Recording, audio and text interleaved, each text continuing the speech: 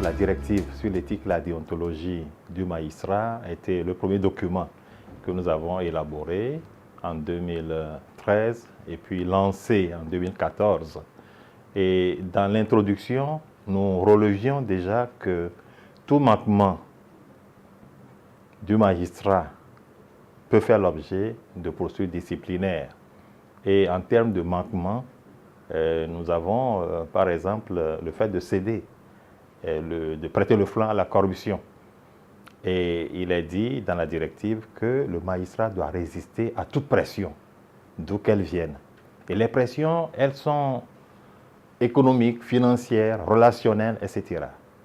Financière, c'est justement la corruption, le fait pour le magistrat de demander à un justiciable de lui remettre de l'argent au fin de rendre la décision en sa faveur. C'est la corruption active. Ou bien, c'est le justiciable qui vient, alors que vous n'avez pas encore décidé, qui vous propose de l'argent, qui vous fait des offres, que vous acceptez.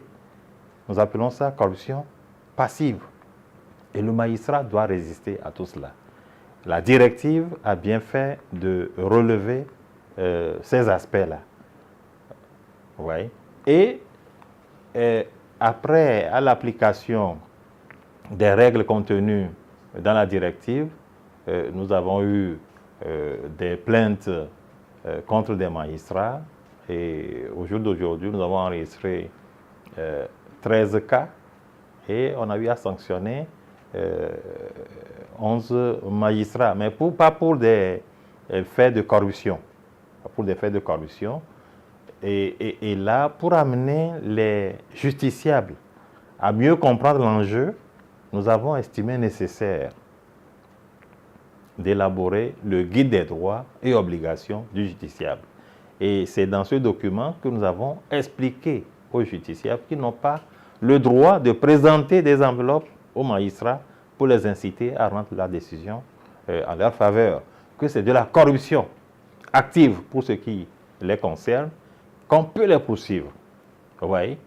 Et tout au long de la campagne que nous avons menée par rapport à ces deux documents, nous avons été clairs pour dire qu'après la campagne, tout justiciable qui se présenterait devant un juge, qui n'a pas encore tranché son litige, et qui lui présenterait des enveloppes, une enveloppe, peut se faire arrêter par le juge. Et là, l'impression c'est que certains justiciables pensent qu'il faut nécessairement passer par là pour avoir un gain de cause. Disons que ça ne peut pas continuer comme cela, parce que c'est la réalité. Et nous avons tenu à dénoncer ce fait, à expliquer cela aux justiciables et à les amener à ne pas prêter le flanc à ces mauvaises pratiques. Donc, inviter également tout magistrat qui se trouverait devant une telle situation de jouer son rôle de juge indépendant et impartial et de faire arrêter donc un tel justiciable. Donc, on a été clair sur ce point et moi personnellement, depuis la campagne qui a pris fin en août 2018, personne n'a plus allé me présenter une enveloppe. Et ça fait sourire, mais mon souhait, c'est que cela se fasse, ça dit qu'on observe la même chose au niveau de tous les magistrats. Et ça, c'est une question de volonté. Et je crois que les justiciables ont reçu le message, se disant que quand ils ont une affaire devant la justice, ils n'ont pas besoin d'aller donner de l'argent à qui que ce soit avant la décision. S'il le fait, il tombe lui-même sous le coup de la loi pour corruption.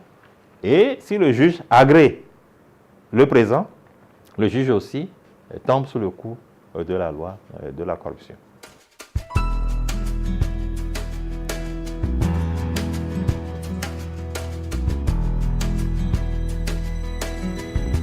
Pourquoi nous avons tenu à conscientiser tous les acteurs de la justice, les magistrats et les justiciables eux-mêmes?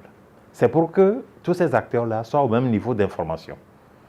que le juge qui connaît bien la loi sache très bien que désormais, on sera vraiment ferme par rapport à l'application de ces textes sur la corruption.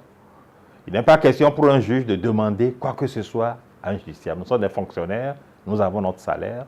Si le salaire est insuffisant, il y a des voies pour demander que ces salaires soient relevés. Au niveau des justiciables, le message a été également passé. Mais si il advenait qu'un juge, avec les preuves à l'appui, se laisse corrompre, et s'il est traduit devant le Conseil supérieur de la magistrature, au jour d'aujourd'hui, après tout ce que nous avons fait en termes de campagne, de sensibilisation, de conscientisation, si vraiment ce cas se présentait, on peut aller jusqu'à la radiation. C'est que vous n'êtes pas digne de servir au sein de la justice. Et soit on vous envoie à la fonction publique, ou vous pouvez quitter le corps, puisque par le passé, on a eu à radier un collègue du corps. Parce que les faits qui lui étaient reprochés étaient très graves. Vous voyez? Et donc, il y a cette possibilité-là aujourd'hui. Notre pédagogie, c'est au-delà des documents que nous avons élaborés. D'abord, la directive sur l'éthique et la déontologie du magistrat. Ensuite, le guide des droits et obligations des justiciables. Il faut amener tous les acteurs, magistrats, avocats, huissiers, justiciables, à être au même niveau d'information, à être conscientisés pour qu'à partir de maintenant, l'on soit absolument sévère. Et nous disons que là, ce n'est pas... Si le CSM vient à condamner ou à sanctionner un magistrat, ce n'est pas le CSM en tant que tel. C'est le magistrat qui aura choisi la sanction. Parce qu'il sait déjà à quoi s'en tenir. Et si le justiciable est traduit devant les tribunaux, lui aussi, il sait à quoi s'en tenir. Il aura choisi cette voie-là.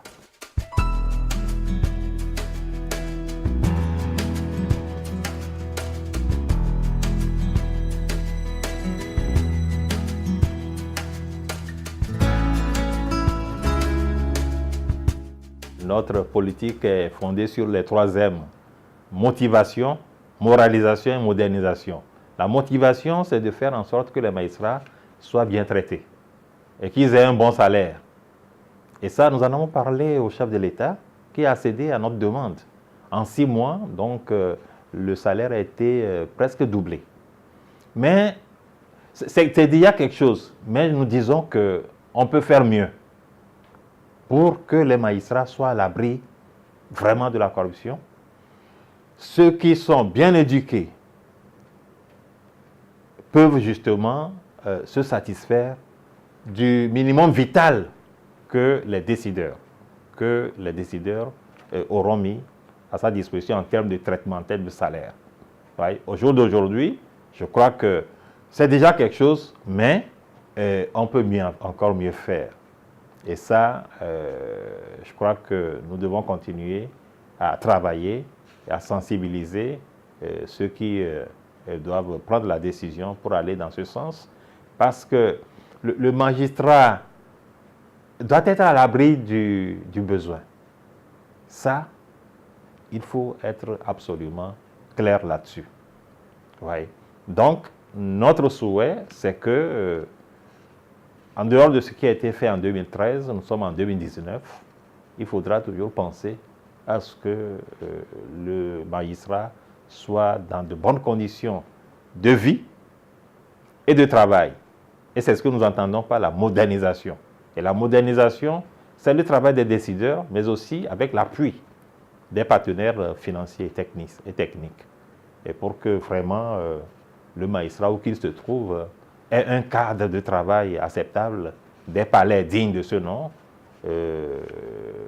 l'outil informatique au point, avec la possibilité de mettre les acteurs, magistrats, greffiers en réseau, etc., pour améliorer les prestations de la justice.